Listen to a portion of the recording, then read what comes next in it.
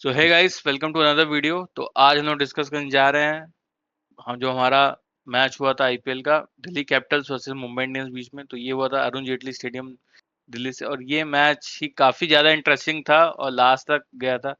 But finally Mumbai के comeback में ये मैच जीत लिया है, 12 रन से जीता है। और इस मैच के जो प्लेयर ऑफ द मैच थे वो कर्ण शर्मा थे। तो बात कर ली जाए पहली इनिंग्स की, तो यहाँ पे रायन रिकल्टन और सूर्य कुमार यादव के साइड से बहुत अच्छी पारी थी।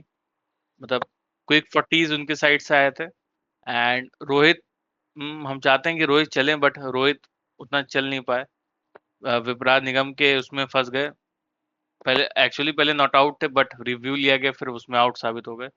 तिलक वर्मा की यहाँ पे बहुत बढ़िया पारी थी। तिलक वर्मा थोड़ा डाउट उनका लग रहा था, फॉर्म के ऊपर डाउट लग रहा था, बट उन्होंने एक अच्छे 178 के स्ट्राइक रेट से 59 रन की पारी खेली, तो ये बहुत बढ़िया था। हार्दिक के साइड से कुछ हार्दिक की साइड से परफॉर्मेंस नहीं आई। और नमन धीर बहुत ही ज्यादा इम्प्रेसिव पाए गए। और नमन धीर क्यों मुंबई के साइड से बैक किए गए थे नमन धीर, तो ये साबित हुआ भाई नमन धीर बहुत ही अच्छा खेले। अब जो एक समस्या चली आई इस टीम में कि भाई टॉप ऑर्डर्स के प्लेयर्स आपने ने भर रखे, तो भाई विल जैक्स एकदम बहुत बाद में आए थे, बहुत ज्यादा बाद में आए थे, तो उनकी साइड से कुछ ऐसा कुछ रहा नहीं। तो ये थी बैटिंग की बात। अब बॉलिंग में देख लें, तो बॉलिंग में भाई मिचेल स्टार्क बहुत ज्यादा महंगे साबित हुए, मोहित शर्मा भी।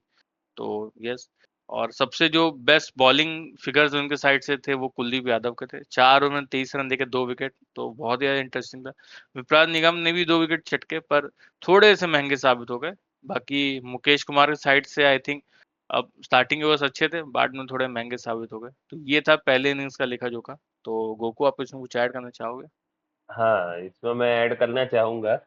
पहली चीज तो ये कि ये दिल्ली के ग्राउंड पर अरुण जेटली स्टेडियम में पहला मैच हुआ है इस सीजन का। ठीक। तो और बॉल, अगर मैं पिच के बारे में बताऊं तो बॉल में थोड़ी मतलब स्पिनर्स को मदद मिल रही थी। बैटिंग के लिए still pitch was good, but spinners को वहां पे मदद मिल रही थी। अगर स्पिनर थोड़ा रुक के डाल रहा है या आराम से डाल रहा है। ठीक। बट मुंबई इंडियंस के बैटिंग में सूर्या है, तिलक है, जो कि स्पिन अच्छा खेलते हैं। ठीक।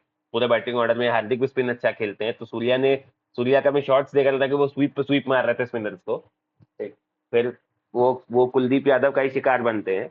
और ये सूर्य कुमार यादव जब वो अच्छा खेल रहे थे उसके पहले, ठीक, कुलदीप यादव ने रिकल्टन को भी आउट कर दिया था। और मैं विपरज निगम के बारे में एक चीज कहना चाहूंगा कि विपरज निगम भले थोड़े से महंगे साबित हुए, ठीक, लेकिन जायंट प्लेयर है विपरीत निगम। पिछले मैच में इन्होंने विराट कोहली को आउट किया था। इस मैच में इन्होंने रोहित शर्मा को आउट किया है, सबसे पहले एलबीडब्ल्यू, बाद में, ठीक, बाद में हार्दिक पांड्या को भी इन्होंने आउट किया है। ठीक है, विपरज निगम ने। और ये ऐसे बॉलर है, ये इनका मैं बॉलिंग देख रहा था, ये डर नहीं रहते फ्लाइट वाइट देने में। ये था, ये कहा था कि तुम मारो मुझे लेकिन मेरे पास विकेट लेने का तो चांस होगा।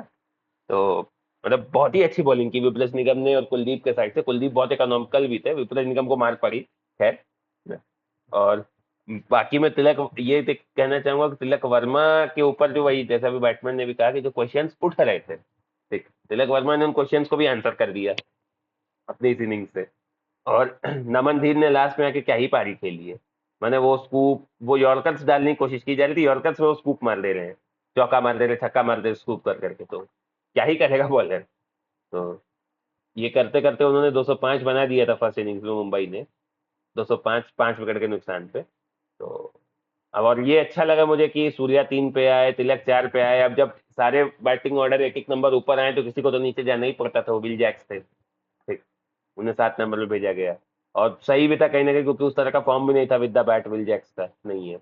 तो इसी के साथ अगर हम सेकंड इनिंग्स पे चलते हैं बात करने, तो जेक फ्रीजर मगर फिर से नहीं चले, पहली बॉल पे आउट हो गए। ठीक। दीपक चहर ने उनको कैच आउट करा दिया विल जैक्स के हाथों। ठीक है। क्या पता नहीं क्या ये वन सीजन वंडर है। और अब मुझे इनकी पोजीशन भी इस टीम में खतरे में लगती है, अभी बताएंगे आगे क्यों। ठीक। उसके बाद पहली बॉल पे विकेट गिरने के बाद आते हैं हमारे कमबैक मैन करुण नायर। ठीक।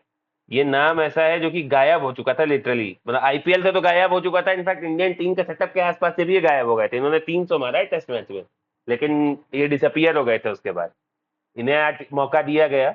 इन्हें मौका मिला क्योंकि फाफ डुप्लेसिस इंजर्ड थे, ठीक, तो अभिषेक पोरेल को ओपनिंग करने के लिए दिया गया था और इनको 3 नंबर पे एज एन इम्पैक्ट प्लेयर खिलाया गया, ठीक।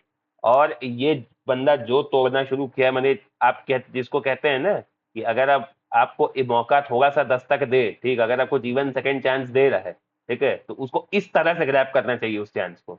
ये उन्होंने दिखाया करुण नायर को, मतलब कि है nothing to lose sort of situation में इन्हें मौका मिला दोबारा, ठीक।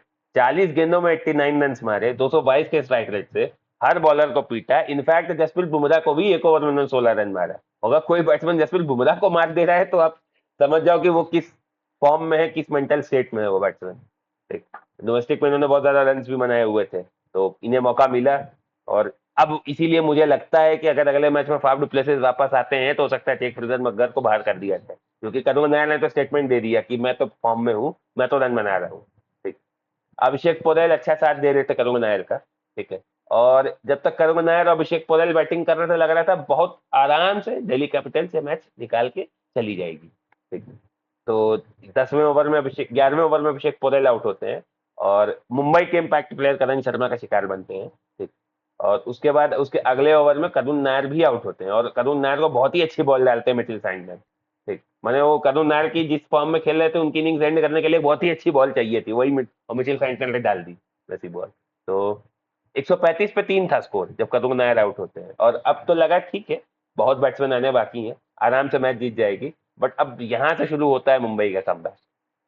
मुंबई के स्पिनर्स इस कमबैक को लीड करते हैं, पिच में थोड़ी मदद थी स्पिन को, ठीक। और मुंबई के स्पिनर्स मिचेल सैंटनर और करण शर्मा भी एज एन इम्पैक्ट प्लेयर खेले, उन्हें इसलिए मौका मिला क्योंकि विघ्नेश पुथुर इंजर्ड थे, विघ्नेश पुथुर नहीं खेल सकते थे, तो उन्हें एज एन इम्पैक्ट प्लेयर लिया गया करण शर्मा को। और मिचेल सैंटनर एक तरफ से बॉलिंग कर रहे थे, ठीक। और फिर जो इनका कमबैक शुरू होता है, ठीक है, अक्षर पटेल आउट होते हैं, बुमराह का शिकार बनते हैं, क्रिस्टियन स्टब्स आउट हो जाते हैं, ठीक। केएल राहुल एक बहुत खराब शॉट खेल के, क्योंकि वो सिचुएशन नहीं थी अब वो शॉट खेलने वाली, आपको 30 आप ऑलमोस्ट 28 गेंद में 40 रन चाहिए था, वहां पे केएल राहुल एक बड़ा शॉट और 3-4 विकेट आपके आसपास गिर चुके हैं, तो वहां एक खराब शॉट केएल राहुल के एंड से। केएल राहुल से एक्सपेक्टेशन ज्यादा है, अब तो एक खराबी शॉट था उनके एंड से, मैं यही बोलूंगा। केएल राहुल आउट हो जाते हैं, ठीक। विपराज निगम कोशिश करते हैं कि वो थोड़ा चौका छक्का मारे, वो आउट हो जाते हैं। उसके बाद मिचेल सैंटनर का शिकार बनते हैं और हार्दिक पांड्या बहुत ही अच्छे से बॉलिंग रोटेट कर रहे थे अपना, उनके जो स्पिनर्स थे उनका ओवर बचा के रखे हुए थे लास्ट तक के लिए, ठीक। आशुतोष शर्मा अपने एंड से कोशिश करते हैं, वो 14 गेंदों में 17 रन बनाते हैं। फिर बुमराह का आता है सेकंड लास्ट ओवर, और वहां पे ये पता नहीं क्या इन लोगों का ब्रेन फेड मोमेंट था, दुक्की दुक्की दुक्की भागने के चक्कर में 3 रन आउट होता है वहां पे और मैच खत्म हो जाता है। पहले आशुतोष शर्मा रन आउट होते हैं, ठीक। फिर कुलदीप यादव 2 रन लेने के चक्कर में रन आउट होते हैं उसके बाद, और फिर आखिरी बॉल पे भी भाग जाते हैं ये लोग, वहां पे मिचेल सैंटनर की डायरेक्ट टिच लग जाती है। मैंने मुझे समझ में नहीं आया क्या कर रहे थे सेकंड लास्ट ओवर में दिल्ली।